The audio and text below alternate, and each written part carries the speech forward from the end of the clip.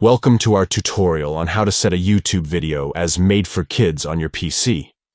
If you create content that is specifically targeted towards children, it's important to correctly label your videos. In this tutorial, we'll guide you through the simple steps to set a YouTube video as made for kids. Let's get started. Step 1.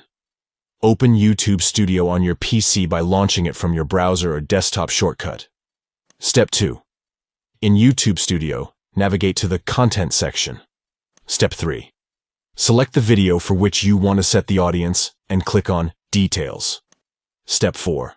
Under the Audience section, you'll find a checkbox that says, Yes, it's made for kids. Click on this checkbox to indicate that your video is targeted towards children.